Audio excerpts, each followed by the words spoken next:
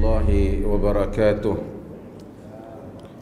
الحمد لله نحمده ونستعينه ونستغفره ونعوذ بالله من شرور أنفسنا ومن سيئات أعمالنا.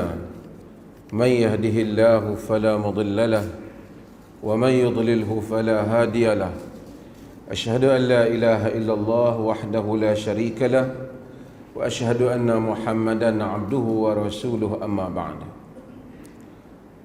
Hadirin dan hadirat yang dirahmati Allah, alhamdulillah kita mulakan siri kuliah kita di sini.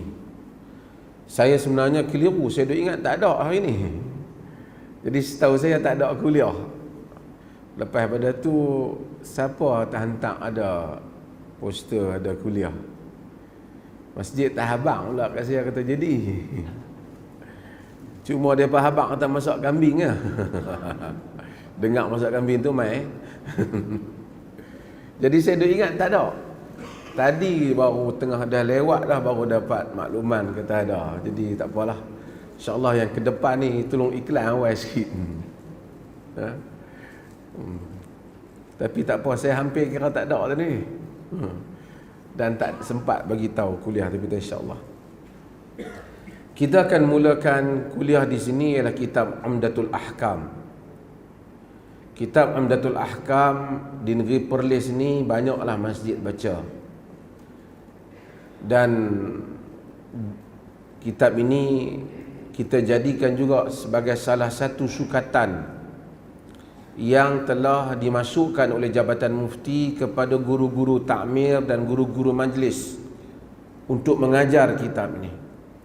Kitab yang mana hadis-hadis di dalamnya ataupun merupakan karya daripada Abdul Ghani bin Abdul Wahid bin Ali bin Surur Al-Maqdisi yang meninggal, yang lahir pada tahun 541 Hijrah dan meninggal pada tahun 600 Hijrah. Beliau ini merupakan tokoh di dalam mazhab Hanbali, yakni mazhab Imam Ahmad bin Hanbal. Al-Maqdisi, kita tahu bahawasanya biasanya orang akan dengar nama Al-Muwafaq bin Qudamah Al-Maqdisi yang menulis kitab Al-Mughni, iaitu kitab fiqh penting khususnya dalam mazhab Imam Ahmad. Dalam mazhab Syafi'i ada kitab yang semua orang akan baca, yang penting teras, iaitu kitab Al-Majmu' Al-Imam An-Nawawi rahimahullah. Dalam mazhab Hanbali kitab Al-Mughni oleh Ibn Qudamah Al-Maqdisi.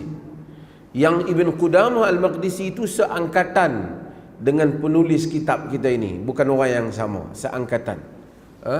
Seangkatan dengan syekh kita ini iaitu Abdul Ghani Al-Maqdisi. Apa beza kitab ini dengan kitab-kitab hadis yang lain yang kadang kita dengar, kitab hadis Bulughul Maram? Saya baca Bulughul Maram di Masjid Alwi. Bulughul Maram juga merupakan kitab hadis-hadis hukum, seperti mana kitab yang ada ini iaitu kitab Abdul Ghani Al-Maqdisi Umdatul Ahkam. Kitab ni dulu, kemudian baru Bulughul Maram. Karena Al-Hafidh Ibn Hajar Al-Asqalani dia meninggal pada tahun 852 Hijrah. Dia lewat lagi. Jadi ini lebih awal, iaitu tahun 600 Hijrah. Bezanya Syekh kita ni dia hanya menghimpunkan hadis-hadis daripada Al-Bukhari dan Muslim, daripada Sahih Al-Bukhari dan Sahih Muslim, yang berkaitan dengan hukum hakam yang dia pilih, yang dia masukkan dalam bab-bab di dalam kitab ni. Hari ni tuan-tuan semua tak ada kitab lagi lah, pasal mai tak kita ajar kitab lagi. Minggu depan, bulan depan kena ada kitab lah. Walaupun sebahagian tu dah hafal kitab, tapi kalau ada kitab, bagi saya tengok ada seorang dua dah ada kitab, dan tak salah lah sebab orang pun tak tahu. Kata malam ni kita mulakan dengan kitab ni. Cuma saya sebut sikit lah, pasal nak kenal dengan syekh kitab kita ni. Abdul Ghani Al-Maqdisi ni dia salih, wara' dan terkenal sebagai kecenderungan dia di dalam hadis. Ibn Qudamah Al-Muwafaq bin Qudamah Al-Maqdisi yang kita baca yang tu Al-Mughni tu kecenderungannya di dalam fiqh. Ulama ni dia macam-macam. Ada ulama ni dia minat hadis, ada ulama dia minat fiqh, ada yang minat dalam tafsir, ada yang menguasai berbagai-bagai bidang. Al-Hafiz Ibn Hajar Al-Asqalani umpamanya, dia dalam fiqh, dia qadi qudah, dia juga menguasai dalam bidang hadis. Al-Imam An-Nawawi dalam mazhab Syafi'i, dia menguasai hadis dan juga menguasai fiqh, dan berbagai-bagai, juga menguasai ilmu tazkiyatun nafs. Imam kita ini dia cenderung di dalam bidang hadis, dan dia berguru dengan berapa orang guru. Saya sebut nama guru-guru yang tuan-tuan kenal lah. Antara gurunya ialah Abdul Qadir Al-Jilani. Orang Melayu kenal lah, Abdul Qadir Jilani ni kan. Abdul Qadir Al-Jilani merupakan guru kepada Abdul Ghani Al-Maqdisi ni. Dan ramai orang bila sebut Abdul Qadir Al-Jilani, dia duk teringat, Abdul Qadir Al-Jilani ni dia duk teringat ilmu tasawuf, wali lah apalah, dia teringat. Mereka lupa bahawa dia merupakan seorang tokoh di dalam mazhab Hanbali. Dalam mazhab Hanbali, kita mazhab ni banyak. Yang masyhur ni ada berapa? Yang masyhur ada 4. Bukan mazhab tu ada 4, mazhab tu banyak, tapi yang masyhur, dia panggil yang prominent, yang paling tertonjol ada 4, iaitu Hanafi, Maliki, Syafi'i dan Hanbali. Abdul Qadir Al-Jilani dia dalam mazhab Hanbali, bahkan akidah dia pun akidah macam orang Hanbali, iaitu akidah tidak mentakwilkan sifat, yang mana tak sama akidah dia dengan akidah Asy'ariyah di sudut itu. Dan ramai sebut tentang dia, mereka tak kenal.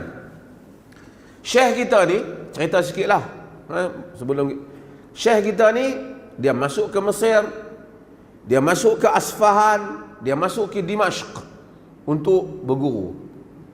Kita berapa tempat beh? Selain daripada masjid Padang Sak ni, berapa tempat beh? Ulama-ulama hadis dulu, bila nak tulis tentang biodata dia panggil tarjamah. Tarjamah tu tarajim. Dia panggil tarajumur rijal. Kitab-kitab yang menterjemahkan, bukan terjemah tu maksud terjemah dalam bahasa Melayu ni, maksud memperkenalkan dia, bagi tahu tentang latar dia. Depa ni antara benda ciri penting bagi seorang tokoh tu, nak kena tahu dia mengembara di mana. Berapa negara yang dia pergi, berapa negeri. Dia pergi Mesir, siapa hadis dia ambil. Dia pergi Asfahan, siapa hadis dah ambil. Asfahan duduk di mana sekarang? Di mana? Asfahan di Iran.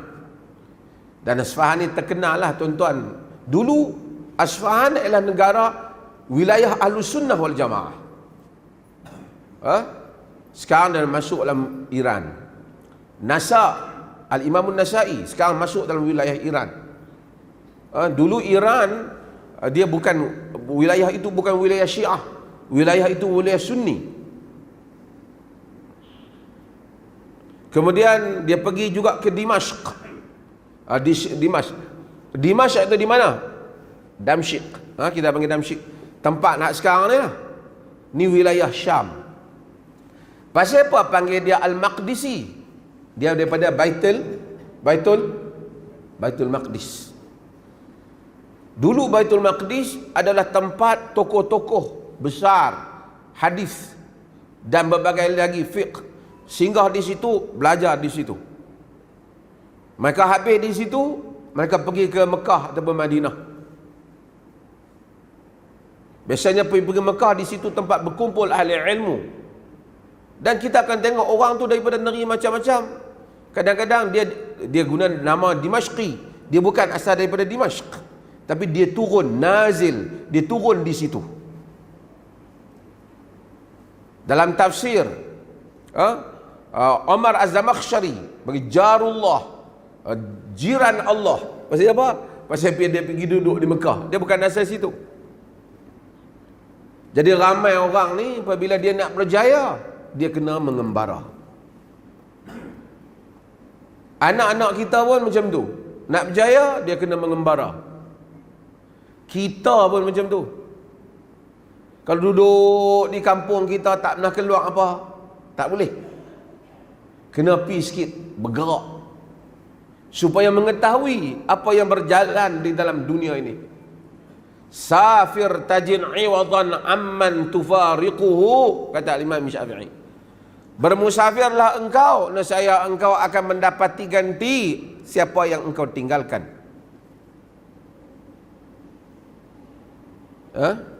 Ini Al-Imam Abdul Ghani Al-Maqdisi yang menulis kitab Umdatul Ahkam, dan insya-Allah kita akan membaca kitab ni. Tuan-tuan tak ada kitab ni boleh ke baca ni? Pakai ingatlah noh. Sekali lagi main noh, masjid tolong cari sikit kitab. Masjid duit banyak masjid ni. Cari kitab, letak di masjid ni. Masa nak baca tu, hak mana tak umai kitab, dia boleh pinjam kitab masjid dulu. Boleh Tok Imam? Tok Imam boleh no? Tapi hak mana hak rajin sikit, dia belilah kitab buat balik rumah. Supaya dia bolehlah contiang-contiang tepi tu. Kan?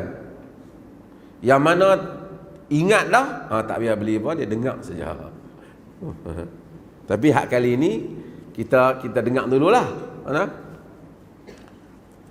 Kitabut Taharah. Dia mula-mula kitab apa dulu? Kitabut Taharah. Orang kata duk bersuci ya kerap. Tak apa, kita bacalah, ikut dia tulis. Kitabut Taharah, kitab Taharah. Dari segi bahasa, Taharah ni bersuci. Terjemah juga nazafah. Nazafah. Tuhuru minal iman. Tuhur ni suci tu daripada iman. Tak ada hadis sebagai masjid itu dia an-nazafatu minal iman, kebersihan daripada daripada iman. Tak ada hadis yang mana lafaz macam tu, tak ada. Tuhur tu. Tapi makna taharah itu maksudnya nazafah, bersih, an-nazaha minal aqdhar, bersih daripada kekotoran. Agama ni tak ada. Start baca kitab, bersih. Kira dalam dunia ni manusia paling bersih siapa? Orang Islam. Patutnya kita paling bersih. Rumah paling bersih apa? Orang Islam. Lecehnya bila orang Habak paling bersih, orang teringat Jepun. Kan leceh. Tuan-tuan pernah pergi Jepun? Bersih Jepun ni. Nak merokok pun ada tempat. Kawasan merokok, tempat tu dia bergerak. Saya pergi bangunan pejabat di Jepun ni. Hak cuci lantai tu. Masa tu saya pergi dia Japan Foundation. Dia jemput saya pergi untuk melawat dia. Pergi ke pejabat, salah satu pejabat macam pejabat daerah dia lah. Pergi pentadbiran dia.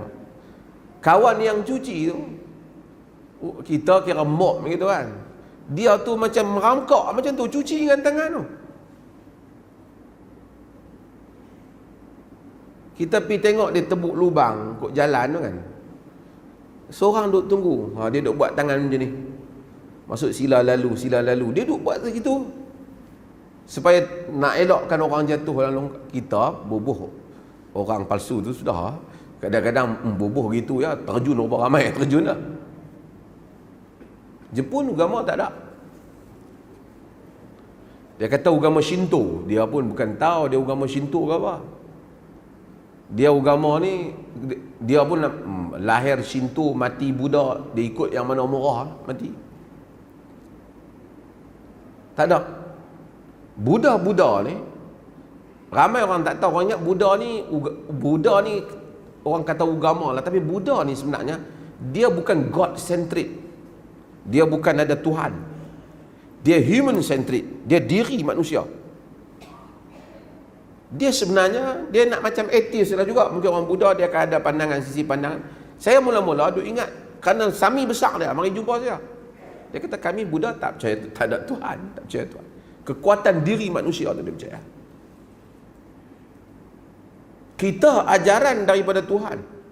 Awal-awal nak semayang tadi tak boleh lah. Nak kena bersih lah. kira orang Islam ni bersih. Kalau orang Islam kampung dia tak bersih, masjid dia tak bersih, kira cukup leceh. Okey. Taharah ni terbahagi kepada dua bahagian. Pasal apa agama suruh tu bersih ni? Dia bagi pada dua bahagian. Bahagian yang pertama, bersihan apa? Jiwa kita.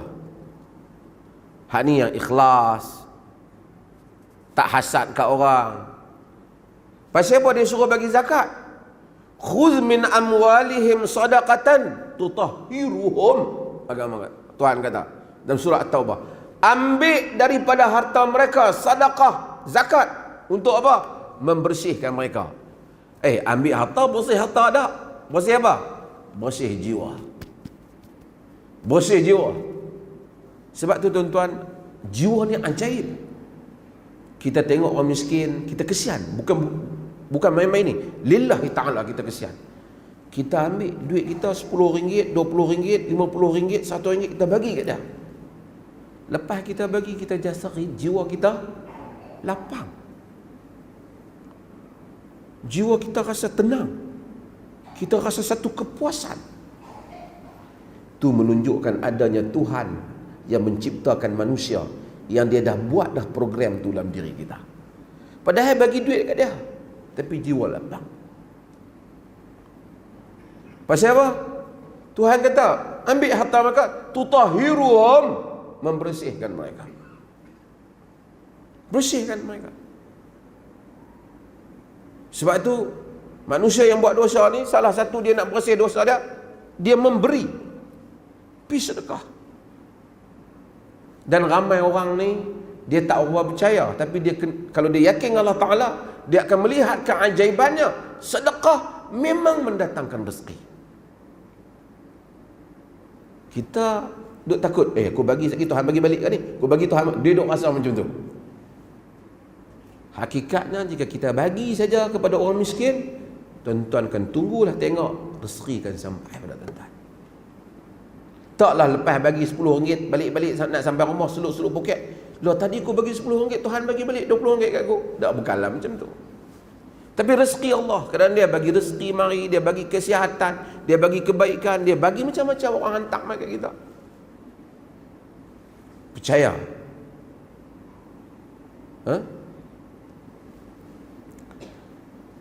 Bahagian yang kedua yang dikatakan kebersihan ialah bersih daripada hadas dan bersih daripada najis. Ni bersih. Nanti kita akan masuk bab lagi. Okey, kita baca hadis yang pertama. Nak bagi jadi malam ni kan. Sekurang-kurangnya ambil berkat, baca satu hadis. An Umar bin Khattab radhiyallahu an qala sami'tu Rasulullah sallallahu alaihi wasallam yaqul innamal a'malu binniyah. Dalam riwayat yang lain, wa fi riwayatin, bila tuan-tuan baca hadis ni ada ustaz-ustaz yang tengok, wa fi riwayatin, di dalam satu riwayat yang lain. Maksudnya hadis itu dia datang di dalam beberapa riwayat. Apa maksudnya? Ni tuan-tuan yang dengar pengajian ni, dia kena dengar saya mengajar ni. Kalau tidak dia tenggelam punca bangkit ni, dia hilang. Dia kena faham pengajian.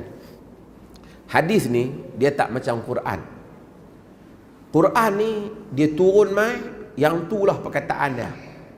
Dan kita tak ada 2-3 versi Quran. Walaupun ada beberapa qiraat, kalau ditengok pada qiraat tu ada juga perbezaan, tapi tidak semua itu mutawatir. Maksud yakin daripada Nabi. Kemudian Sayyidina Uthman telah menyatukannya. Kita ada Rasam Uthmani. Dan kemudian qiraat yang dominan sekarang ni adalah qiraat Hafs. Tak apalah qiraat lain pun tak apa, semuanya boleh. Tak ada, Quran ni satu je. Pergi ke Pakistan ke, kan? Pergi ke mana ke, dia tetap satu Quran. Pergilah ke China ke, dia Quran ni satu. Inna nahnu nazzalna dzikr wa inna lahu lahafizun. Satu saja Quran.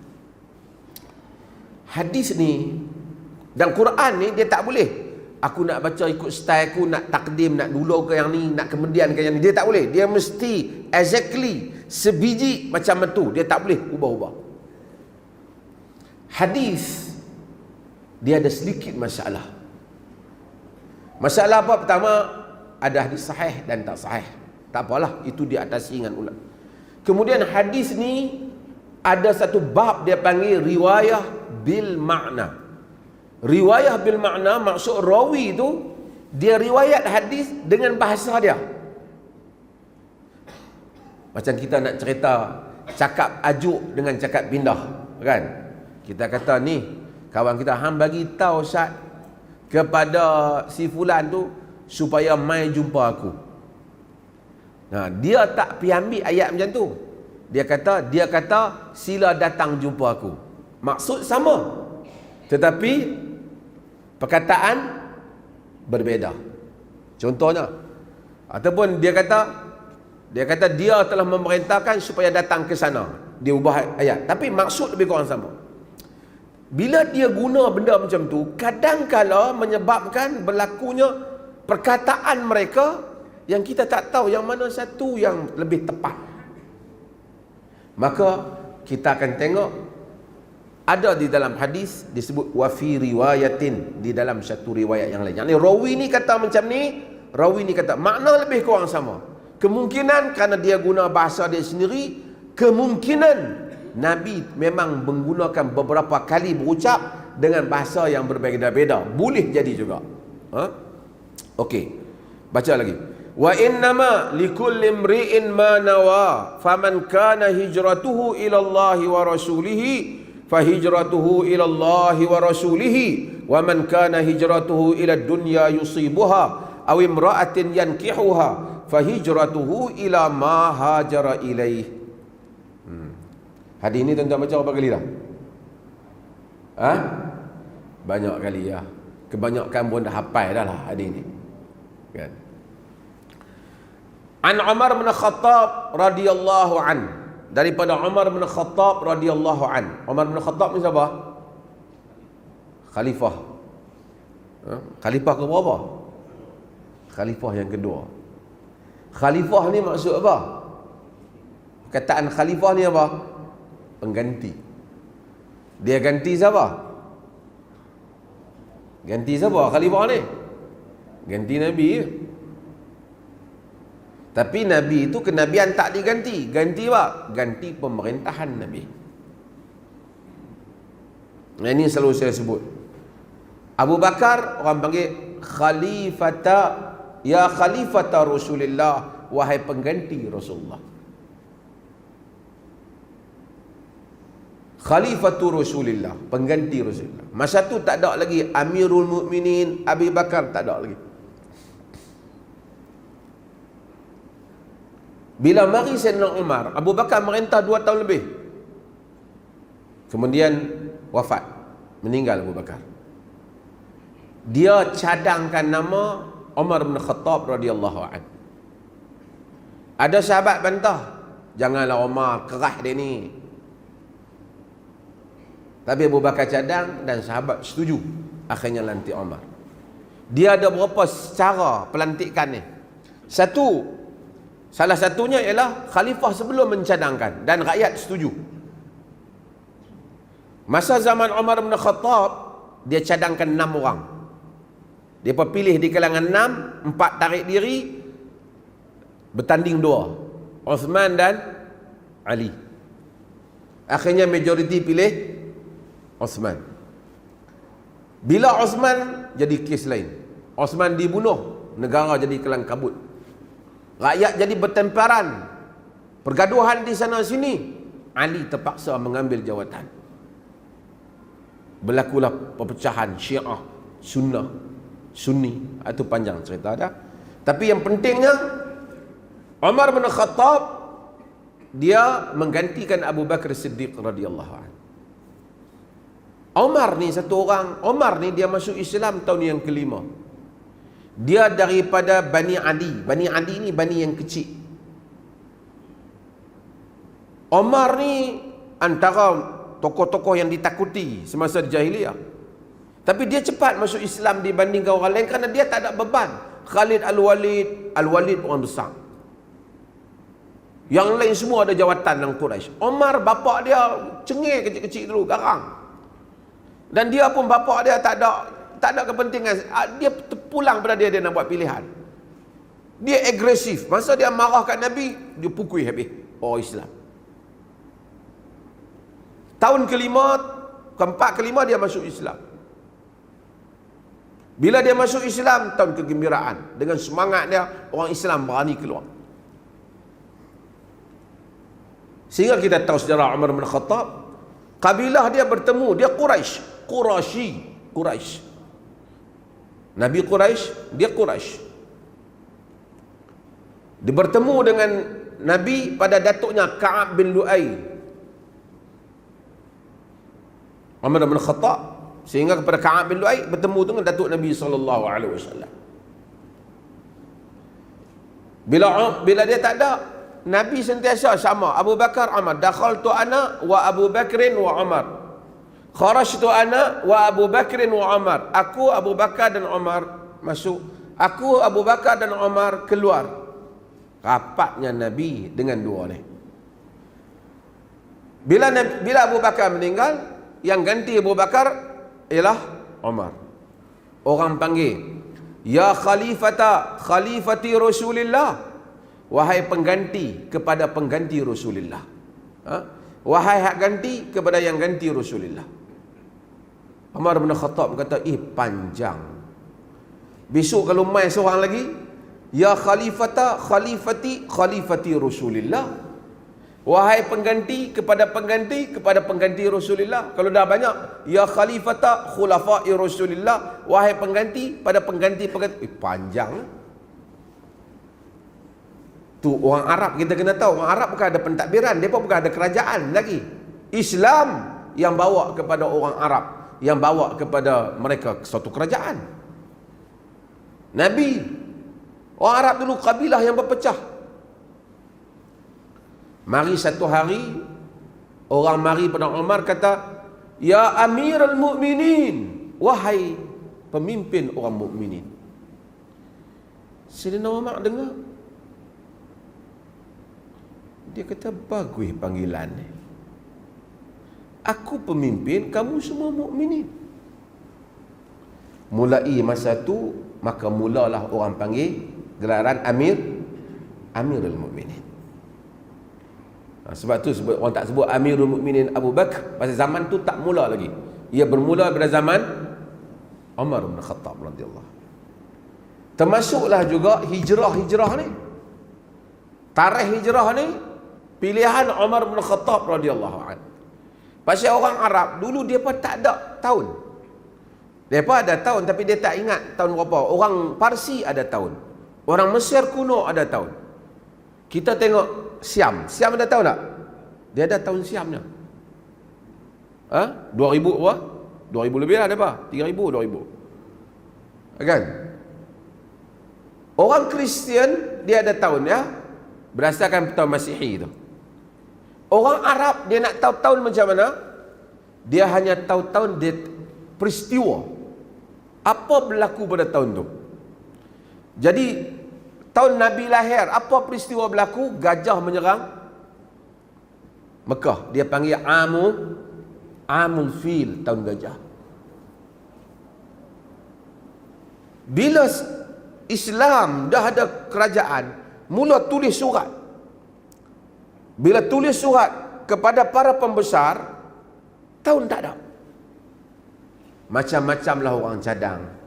Orang cadang supaya buat tahun berdasarkan tarikh lahir Nabi. Ada tahun tarikh Nabi apa?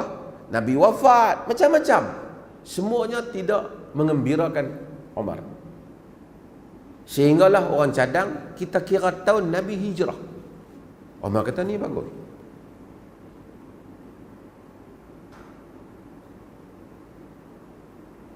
Lepas tu nak mula bulan bila? Bincang pula. Nabi bukan Nabi Rabiul Awal. Bila nak mula? Lah kali Umar bin Khattab kata kita setuju kita mula Muharram. Sebab Muharram orang baru balik haji. Dan Muharram ada semangat, barulah balik pada haji kita mula Muharram. Ramailah, maka mula 1 Hijrah, mula bulan yang pertama kira bulan Muharram. Maka ramailah orang yang salah sangka, dia sangka Nabi hijrah bulan Muharram. Bukan. Omar pilih bulan tu bulan Muharram. Nabi hijrah sebelum tu. Okey. Kata Umar bin Khattab, sami'tu Rasulullah sallallahu alaihi wasallam. Saya nak tanya, Umar bin Khattab merintah berapa lama? Berapa tahun? 10 tahun. Tengok, kemah. 10 tahun 6 bulan lebih kurang dia merintah. Dan 2 penggal. 10 tahun 6 bulan dia merintah. Kemudian dia mati. Pasal apa dia mati? Dia ditikam oleh Abu Lu'lu' ketika dia sedang salat fajar. Di tengah semayang dia ditikam. Seorang majusi keluar daripada saf tu, duduk tengah mayang, tikam dia. Dulu gelap masjid, adalah lampu. Lampu bukan lampu macam ni lah, kan? Ada pelita. Jadi bila tikam dia, dia terdiam, dia diam, tak boleh baca. Yang orang belakang tak tahu. Orang duk kata subhanallah, subhanallah. Dia kena tikam. Jatuh lah. Dia kata akalani kalb, anjing gigit aku.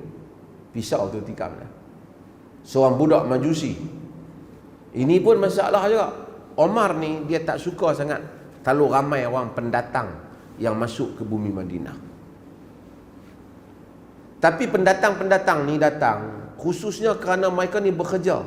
Ada toke-toke yang memang ada ladang-ladang dan perniagaan-perniagaan. Seperti Al-Abbas, bapa saudara Nabi sendiri. Bila ramai orang luar ni macam lah, Omar ni dia tak boleh lah nak halang orang mari kan. Zaman tu pula bukan ada pasport ke apa masuk. Budak ni yang tikam Omar ni, dia orang majusi. Dia adalah hamba kepada Mughirah bin Syu'bah. Mughirah bin Syu'bah salah seorang sahabat Nabi. Satu hari dia bagi tahu kepada Omar, dia kata Mughirah tak adil pada dia. Omar kata, yalah, kau taat kepada tuan kau. Dia cakap lah Mughirah, tapi dia tak cakap lah terus pada kau tu. Dia kata yasi'u adluhu kulla ahad illa ana. Keadilan dia merangkumi semua orang melainkan aku. Satu hari Umar lalu, Umar tengok dia buat pisau, khanjar. Pisau. Umar kata, aku dengar orang bagi tahu pandai buat pisau ni. Dia kata, aku akan buat satu pisau yang menyebabkan manusia akan kenang pisau tu sampai bila-bila.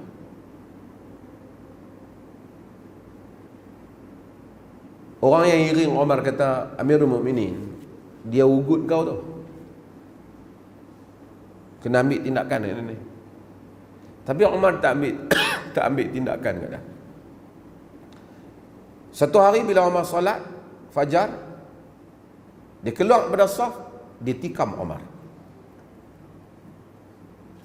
Tikam Amirul Mukminin Umar bin Khattab. Jatuh Umar, Abdul Rahman bin Auf sambung solat. Lepas tu bawa Umar 3 hari selepas ditikam dia meninggal. Masa ditikam tu dia sakit tu, antara permintaan dia nak supaya dia dikebumikan bersama dengan Rasulullah dan Abu Bakar. Nabi itu telah dikebumikan di tempat dia wafat. Jadi dia wafat di rumah siapa? Rumah Aisyah radhiyallahu anha. Jadi Aisyah duduk dalam rumah tu, kubur Nabi dalam tu. Lepas daripada tu, apabila bapa Aisyah wafat, dia minta duduk sebelah Nabi, tanam sebelah Nabi. Kubur Abu Bakar adalah rumah Aisyah. Tu yang kita tengok sekarang di masjid kan. Pasal rumah Aisyah kembang dengan masjid. Bila Umar bin Khattab kena tikam, Omar pergi minta, suruh Abdullah bin Omar pergi jumpa Aisyah.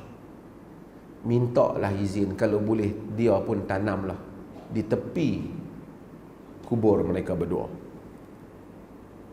Omar ni katanya tunggu, tak mau tunggu keputusan Aisyah. Aisyah benarkan.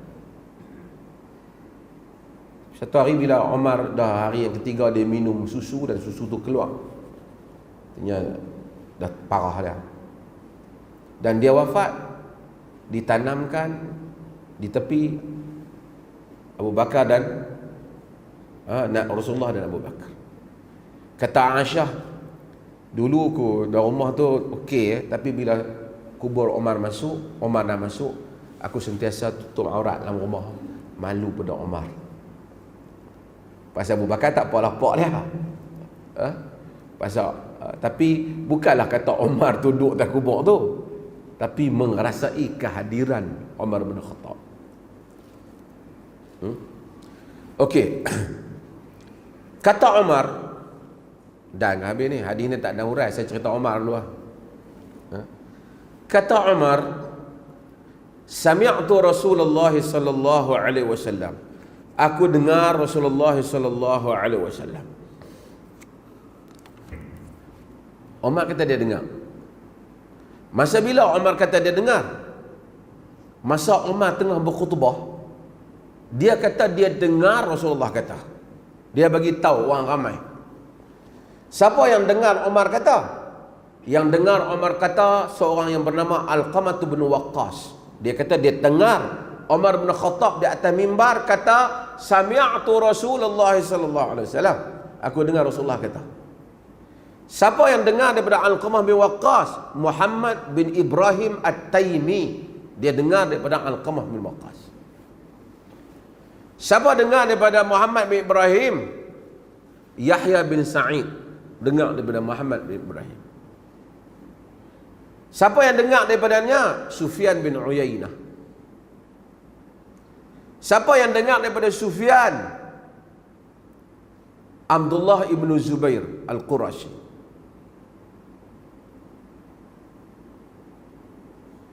Humaidi. Siapa dengar daripada Humaidi? Al-Imamul Bukhari. Tu dah ada rangkaian dia yang sampai pada Bukhari. Dan begitulah riwayat yang Muslim melalui Muslim, yang Bukhari melalui Bukhari, dan imam-imam yang lain. Ada lagi sahabat-sahabat lain yang dikatakan mendengar hadis yang sama. Yang dengar hadis yang sama termasuk Abdullah bin Mas'ud, Abdullah bin Amr, Anas, Ibnu Abbas, tapi tidak ada sanad yang sahih yang mana disampai kepada mereka. Yang sahih ialah yang sampai kepada Umar bin Khattab.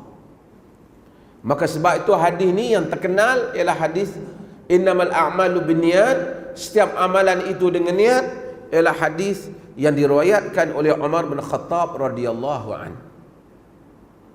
Tuan-tuan boleh dapat saya cerita ni? Boleh kan? Hak tadi tu, hak kita cerita rangkaian tu, dia panggil apa tu? Dia panggil sanad. Jadi hadis ni bila orang nak hukum, dia hukum macam mana? Dia nak kena tengok sanad tu. Rawi itu boleh pakai tak? Dia tengok apa? Dia kena ingat mattasala sanaduhu binaqlin adlin dhabitin an mithlihi ila muntaha min ghairi syadhin wala illah. Mattasala sanaduhu, apa yang kena sambung sanad dia. Macam mana tak tahu sambung? Kena dia yang ambil daripada dia kena jumpa. Macam mana kita nak tahu kata dia jumpa? Banyak cara lah. Kalau kau ni duduk di Khurasan, seorang duduk di Basrah, hak Basrah tak pernah pergi Khurasan, hak Khurasan tak pernah pergi Basrah, nak jumpa kat mana? Jadi dia kena ada buku rekod tu, dia pergi mana? Tu ulama-ulama hadis himpun semua. Kemudian kalau kawan ni lahir tahun lain, kawan ni mati tahun lain, macam mana nak jumpa? Kena ada masa boleh jumpa. Al-Imamul Bukhari, Imam Bukhari lahir bila? Bila Imam Bukhari lahir? Bila?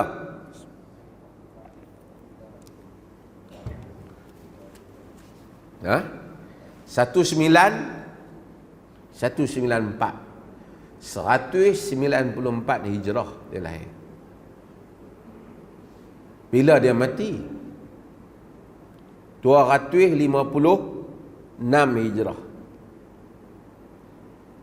Sebab itu kita tengok Al-Imam Syafi'i rahimahullah, dia sebut kitab yang paling sahih Muwatta' Malik, guru dia.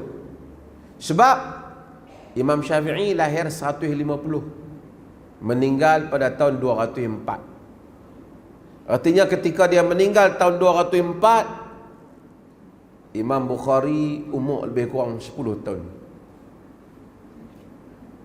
Sahih Bukhari tak ada. Habis itu Imam Syafi'i tak jumpa ke hadis-hadis Sahih Bukhari? Jumpa. Melalui rawi yang lain, tak semesti hadis itu. Tapi hadis samalah.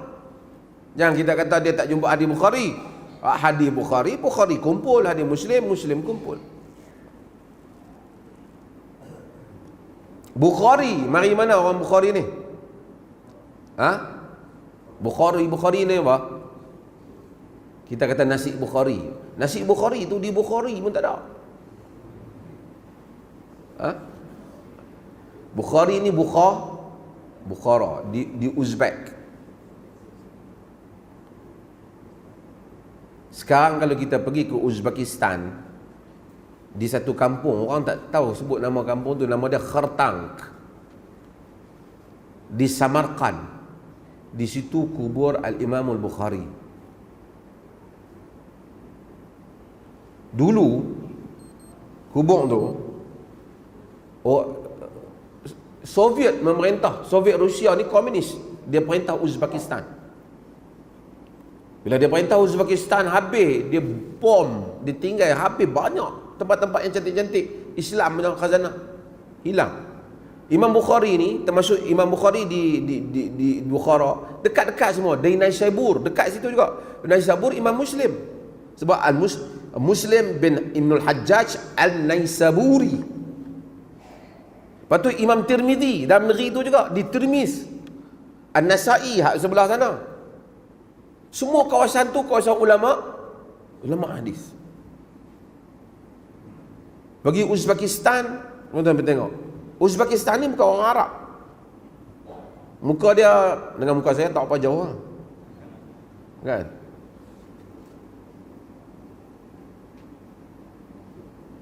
Lebih kurang kita lah muka mereka. Mereka dulu Silk Road, laluan sutra, kaya situ. Imam Bukhari daripada sana, Bukhara. Dia meninggal dalam keadaan, Imam Bukhari ni meninggal, saya dah cerita sampai di kuliah saya tahu. Sagi tabang sekejap. Dia meninggal dalam keadaan yang agak sedih. Sebab dia dilarang mengajak oleh gubernur pada zaman dia di Bukhara, iaitu Khalid bin Yahya. Tak boleh mengajak, tak dapat tauliah, tak boleh mengajak. Selepas daripada tu, pada tahun 256 tu, pada bulan Syawal, dia duk fikir nak pergi tempat lain lah, ada orang tak terima situ. Dia naik kuda, dia jatuh kenderaan dia, kemudian dia meninggal pada malam tu. Dia dikebumikan di satu kampung nama Khartank dalam keadaan orang-orang yang dengki pada zaman dia tuduh dia sesat. Tapi kitab dia ni telah pergi seluruh dunia Islam dah baca dan iktiraf keilmuan dia. Zaman Rusia habis khazanah Islam, habis. Saya ingat cerita ni orang bohong, tapi bila saya pergi ke Uzbekistan, saya tanya mereka, mereka kata betul, iaitu bila Sukarno dijemput nak melawat Rusia, salah satu permintaan Sukarno pada Presiden Rusia, dia nak melawat kubur Imam Bukhari. Saya ingat mereka cerita, tapi saya tanya orang situ, mereka kata memang betul cerita tu. Bila dia nak melawat, sebagai nak hormati dia, negara Indonesia besar, masa tu ada juga pengaruh sosialis dan seumpama di Indonesia, dia diraihkan bila dia datang. Soekarno nama besar, pemidato. Soekarno ni dia pergi US, cakap di dalam Senat US. Di jalan-jalan orang sambut dia, memang masa tu hebat lah dia. Zaman tu tak ada Facebook gitu. Bila dia nak pergi ke Russia, dia minta nak melawat kubur tu. Barulah kerajaan Russia arahkan orang cari kubur Imam Bukhari. Bila cari, akhirnya penduduk ada di perkampungan nama dia Kartang. Orang situ semua tahulah, tapi kawasan tu orang tak peduli. Semua samun, kira orang duduk ternak binatang tu. Ada kubur Imam Bukhari. Dibersihkan semua, buat tempat bagi elok, nak membolehkan Soekarno pergi. Selepas Soekarno pergi itulah, mulalah tempat tu orang tahu tempat Imam Bukhari, dan ramailah orang-orang lain pun melawat. Adalah jasa Soekarno.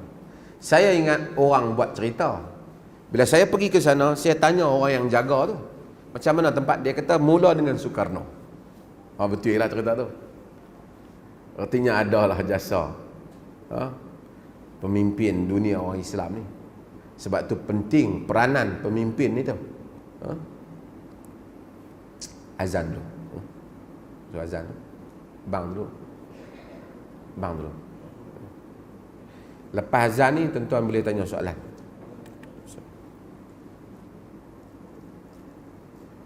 Azan dulu. Sekali mereka kata masjid ni dah tak azan dah zaman lah.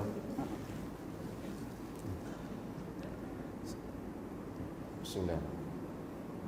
Kemudian hadis ni yang ada di depan kita ni diriwayatkan juga oleh Al-Imam Muslim.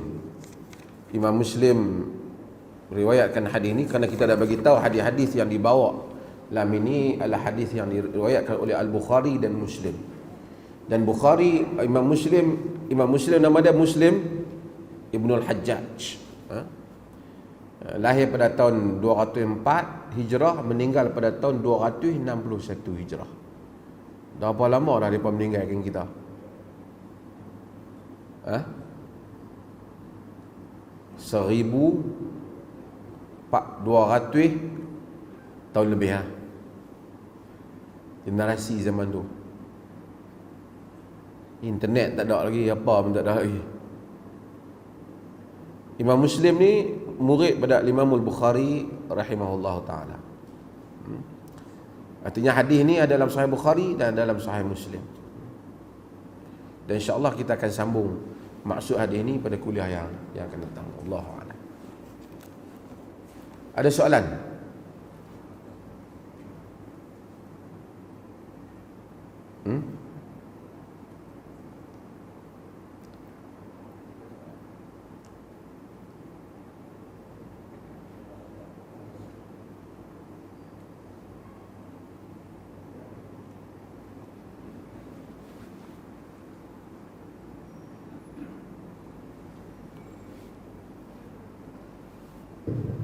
Ada saudara kita nak tanya soalan. Tuan Ibu. Tak apa. Saya tanya dia, bang. Tak ada senang masjid ni mengajar, tak ada soalan.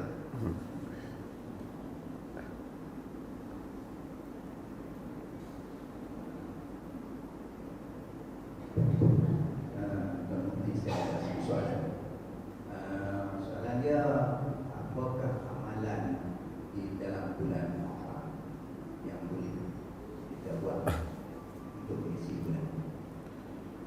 Bulan Muharram ni termasuk dalam bulan-bulan apa? Dalam bulan-bulan haram lah kan, nama pun Muharram kan. Bulan Muharram ada yang jelas dalam hadis ialah ada hari yang mana kita disunatkan untuk kita berpuasa. Hari berapa ni? Yang asalnya bila? Asalnya 10. Dinamakan apa tu? Hadis Ibnu Umar dia apa tu? Bagi apa? Apa? 10 orang bagi apa? Ada yang Asyura. Betul ya? Ashura, maksudnya Ashura tu apa? Ashar lah, 10. Nabi SAW tengok orang Yahudi puasa. Nabi kata apa? Pasal apa dia berpuasa? Pasal dia kata antara sebabnya ialah kerana Nabi Musa alaihissalam, dia kata nahnu ahaqqu bi Musa minkum. Kami lebih berhak untuk meraihkan Musa daripada kamu. Dan riwayat tentang hal ini macam-macam, banyak. Sebahagiannya menunjukkan Nabi telah berpuasa sebelum daripada datang ke Madinah lagi. Baginda sallallahu alaihi wasallam telah puasa. Cumanya dalam riwayat Ibn Umar, dia ada hajat Nabi untuk la asummanna at-tasi'. Ya. Sekiranya aku hidup pada tahun yang akan datang, aku akan puasa yang ke 9. Maka kita berpuasa pada Ashura dan juga pada Tasu'a pada 9 dan 10. Orang-orang Syiah dia meraihkan 10 Muharram sebagai apa? Hari apa?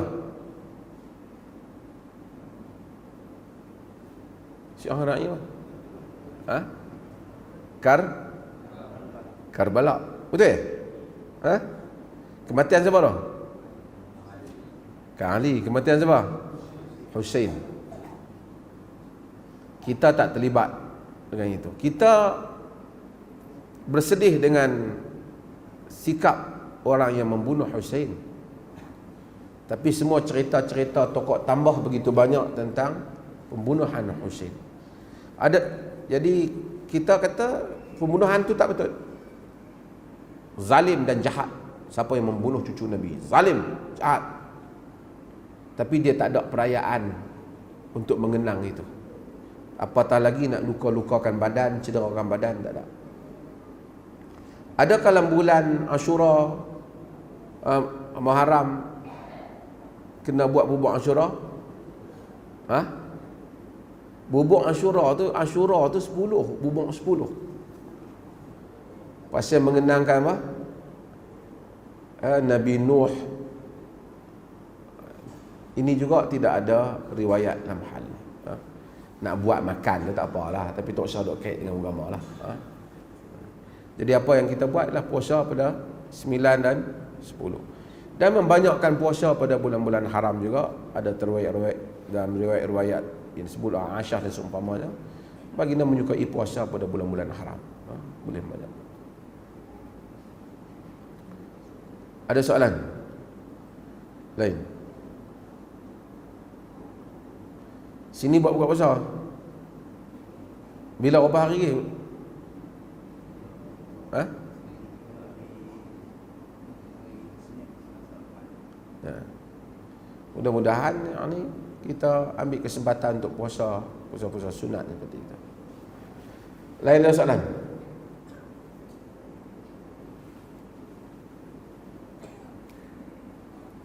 Oh, ada soalan mai jom.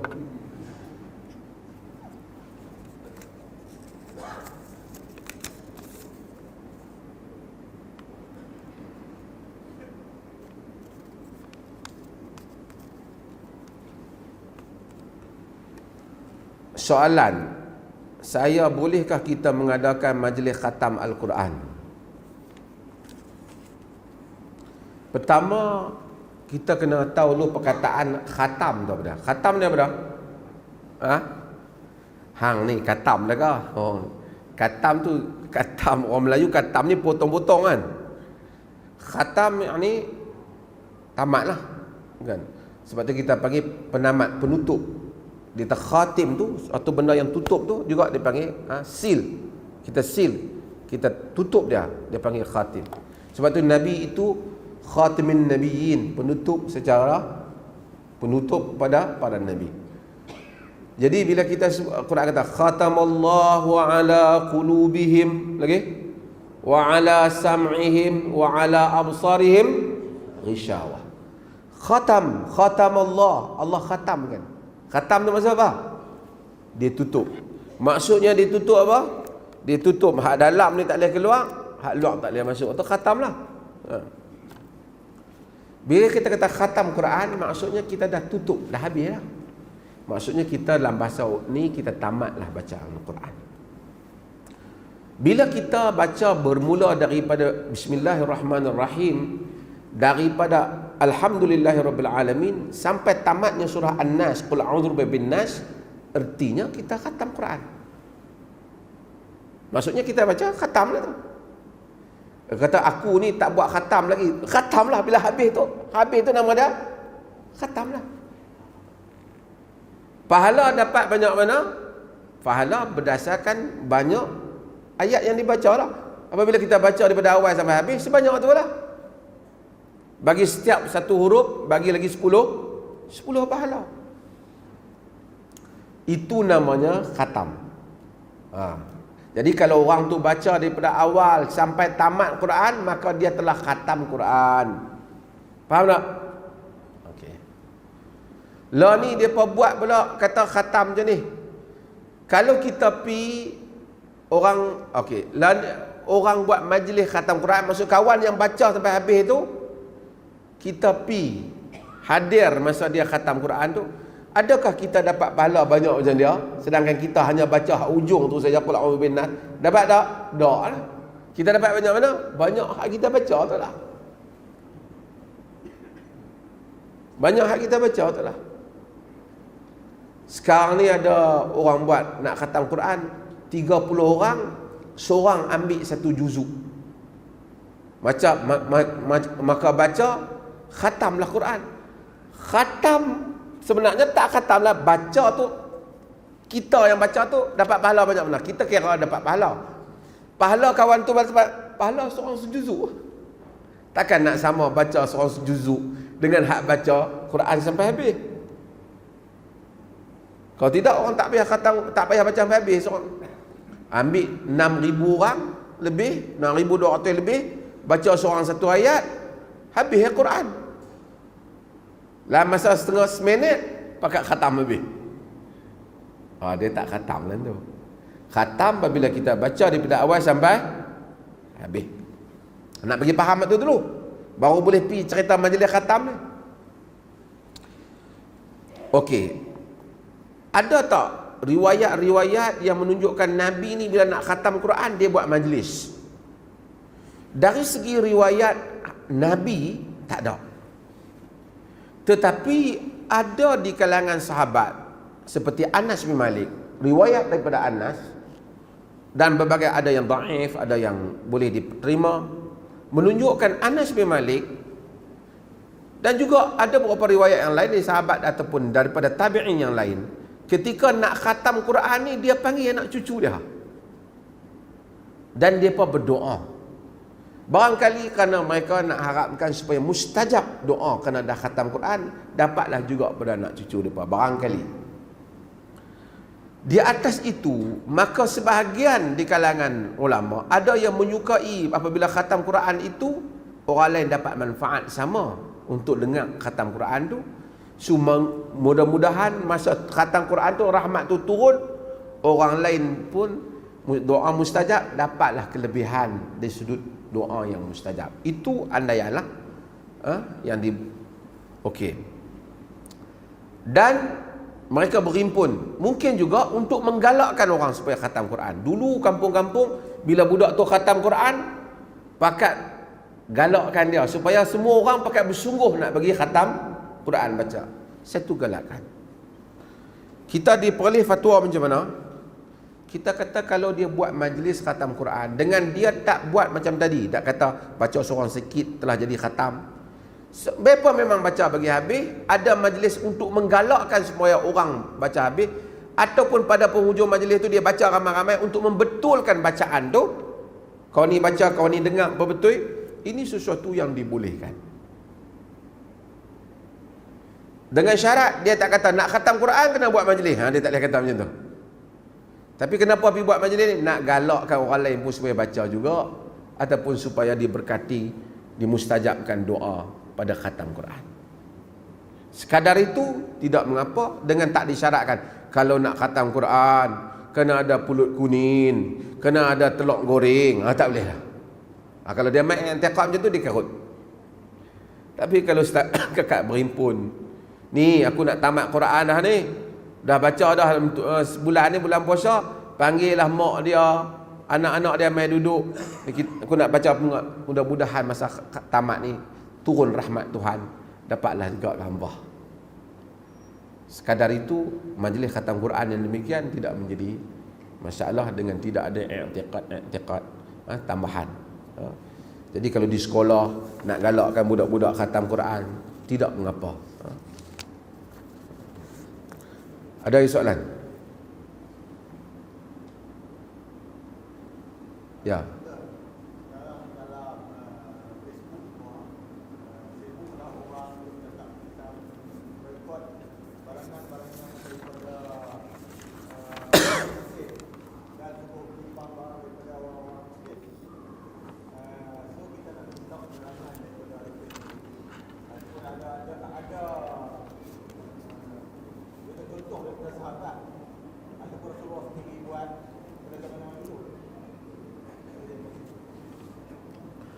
Okey, terima kasih banyak.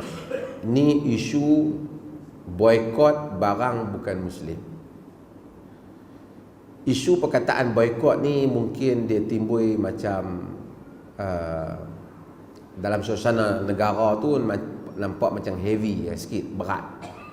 Seolah-olah perkataan itu ada unsur nak bermusuh.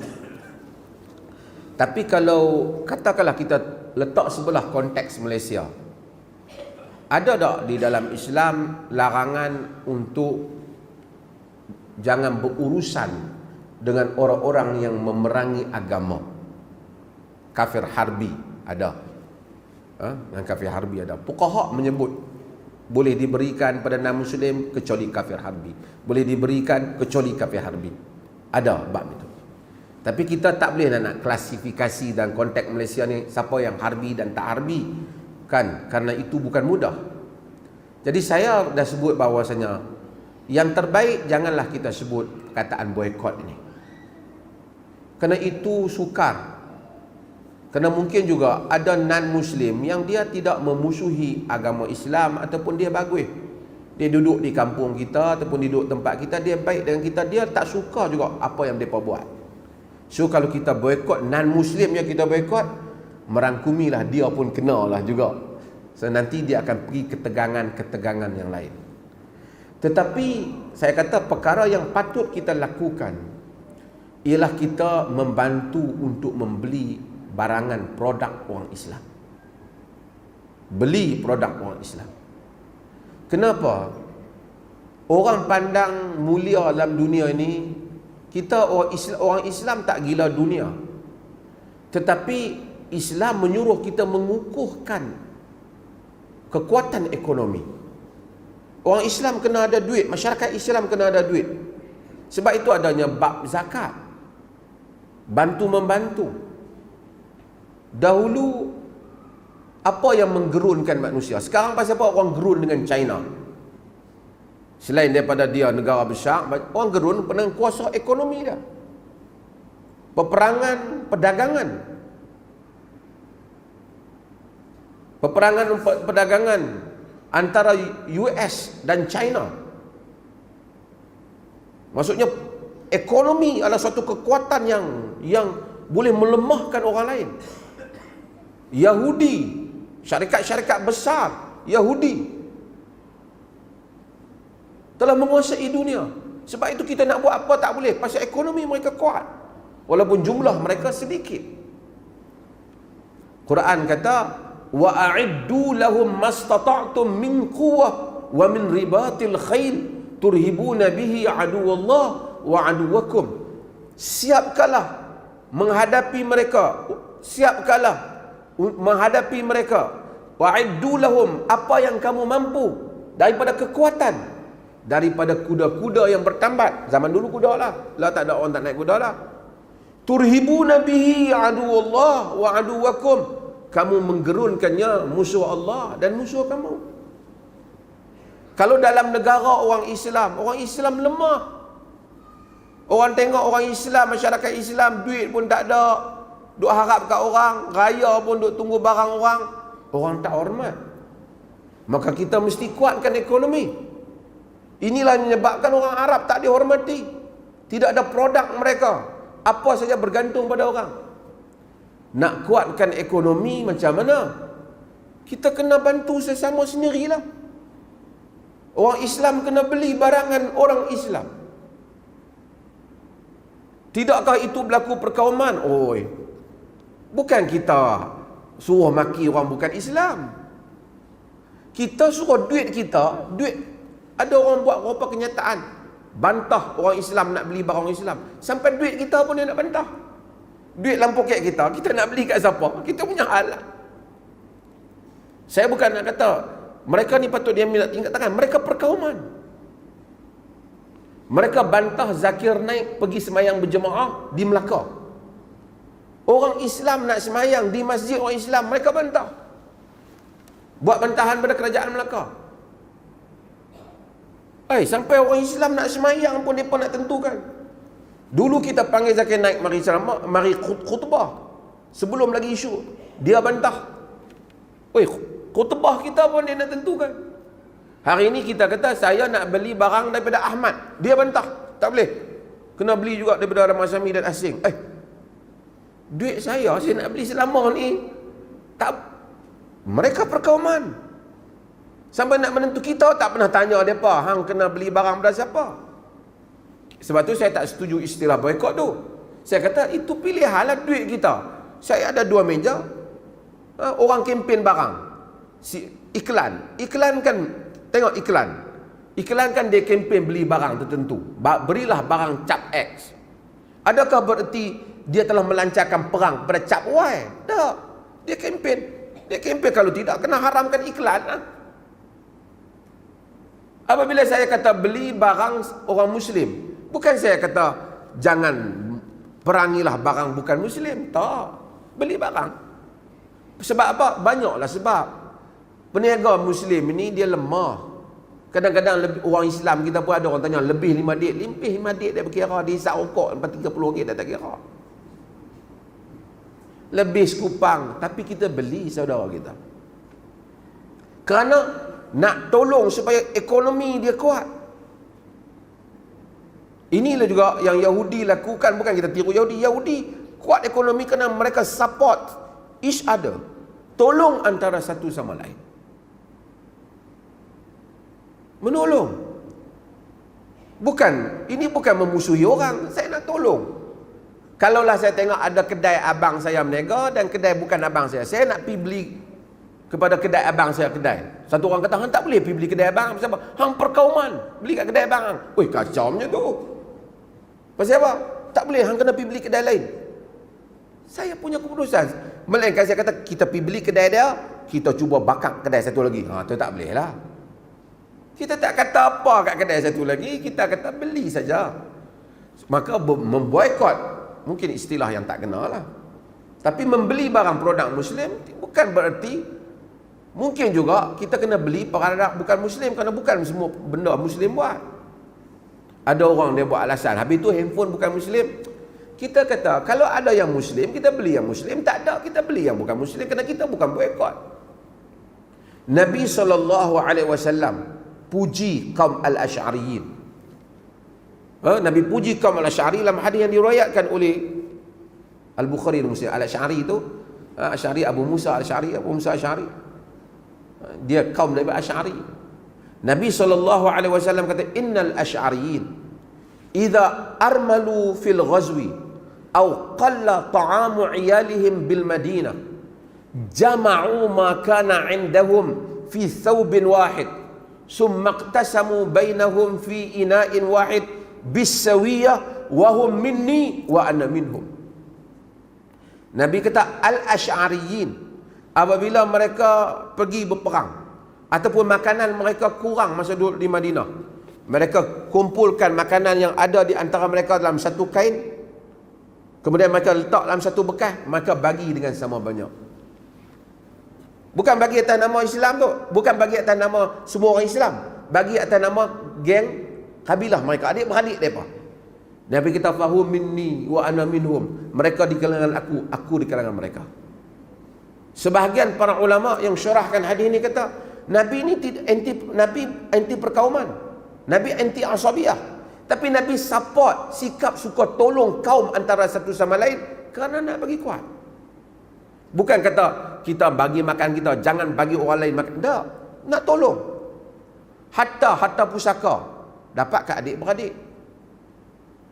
Quran kata wa atizal qurba haqqahu wal miskin wa ibnas sabil. Datangkanlah kepada kaum keluarga, kerabat haknya, dan orang miskin dan ibnu sabil. Hatta kaum keluarga, agama suruh tolong, tapi jangan tolong kaum keluarga kita zalimi orang lain.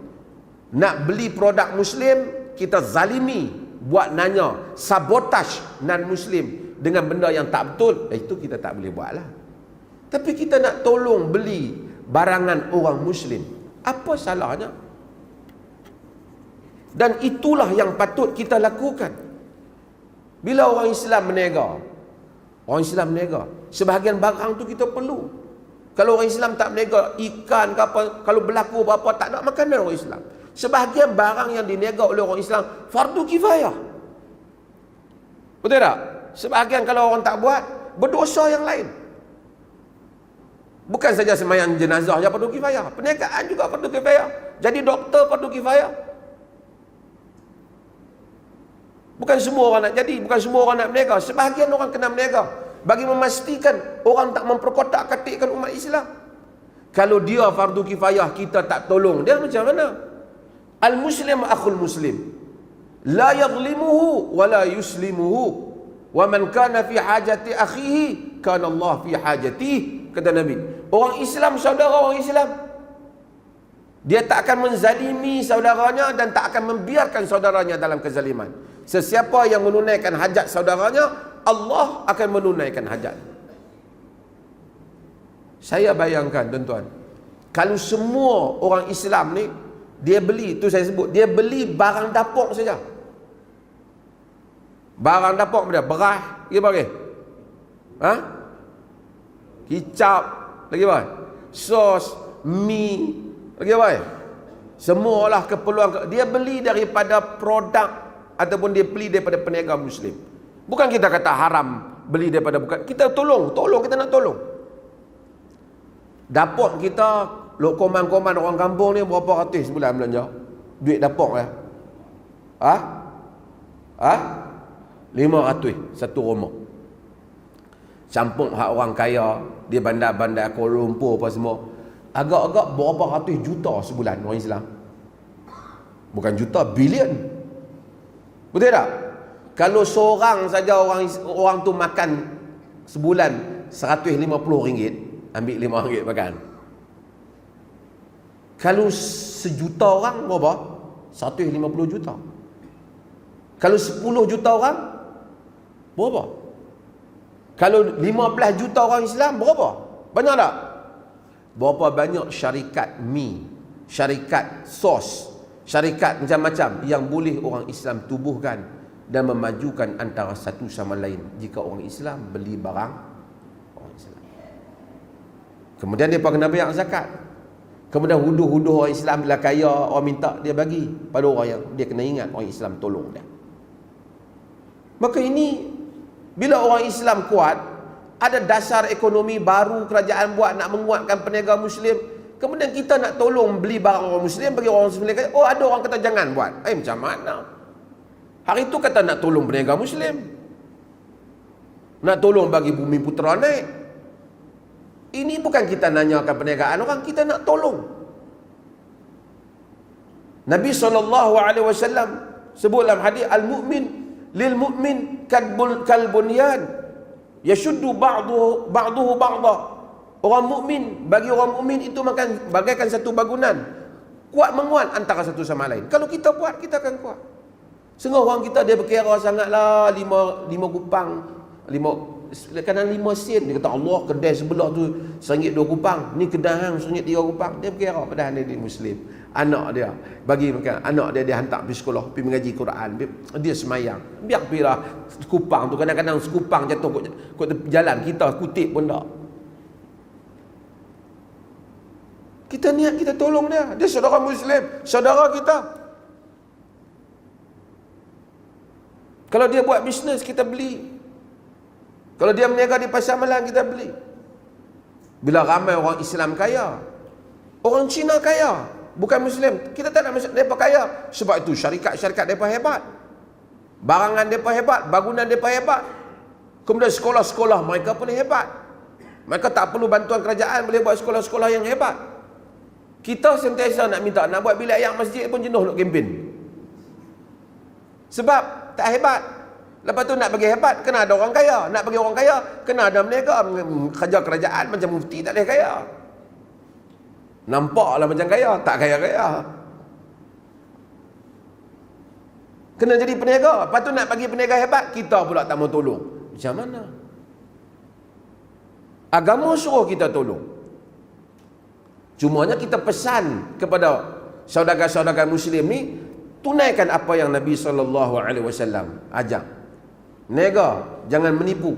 Man ghasyana falaysa minna. Siapa yang tipu kami, dia bukan di kalangan kami. Nabi tengok orang yang menega tak tipu, letak yang basah bawah, yang kering di atas. Nabi tegur. Lepas tu kena ada sikap. Kadang-kadang kita menega barang ni, menega runcit. Contohnya kan, ada barang tu taklah untung sangat, untung tipis, kita menega juga. Supaya bila orang mai, dia tak payah pergi 2-3 kedai, dia mai kedai. Sebab tu orang pergi pasar besar, kerana macam-macam barang ada. Tapi kita pula tak apa. Saya itu ada kedai Ahmad, itu kedai Salam Ahmad. Saya nak pergi kedai Ahmad, mudah-mudahan barang saya dapat, saya niat saya nak tolong dia lillahi ta'ala kerana dia saudara Muslim. Mudah-mudahan kita dapat pahala. Pasal apa? Pasal apa dapat pahala? Nabi suruh tolong. Takkan tak dapat pahala, Nabi suruh. Maka saya kata kempen, tolong beli barang orang Muslim. Siapa beli barang orang Muslim kerana mengharapkan saudara Muslim dia kuat ekonomi dia, dengan kekuatan ekonomi itu kuatlah umat Islam, dia mendapat pahala.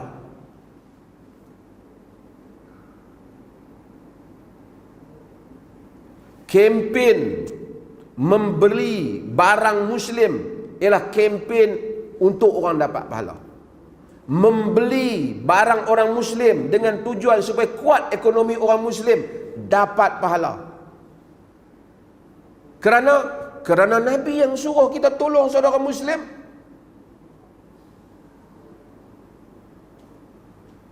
Ada orang pula petikai, habis itu dia aja kaya, kita bila adalah macam-macam mangkuk orang ni.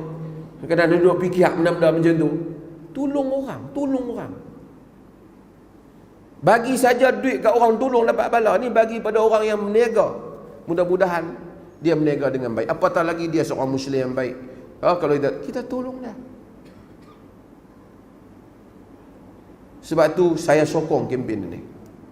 Dengan kuatnya ekonomi, tuan-tuan tengok, dengan orang sekarang ni, berapa menteri yang dulu duk cakap banyak sangat ni, hak yang ni duk kata kat Islam macam-macam, oh sekarang kata tak boleh, ini menyanggahi perlembagaan.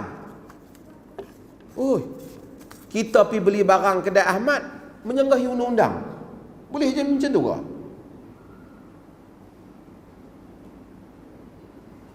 Dan mula ada barang-barang tertentu yang diturunkan harga, menunjukkan purchasing power. Kuasa membeli ini bukan sembarangan. Kalau kita sepakat berterusan selama 5-6 tahun, 10 tahun, kita akan tengok banyak kilang-kilang orang Islam yang besar-besar akan naik. Bila orang Islam kaya, insya-Allah, maka ramai orang kita juga akan kaya. Masjid kita akan elok, sekolah kita akan elok, zakat kita akan bertambah insya-Allah. Boleh ni kita tolong? Beli, janji. Masjid pun banyak rempah ada. Jangan beli rempah orang lain. Beli rempah kita, bukan kata haram, tapi nak bantu.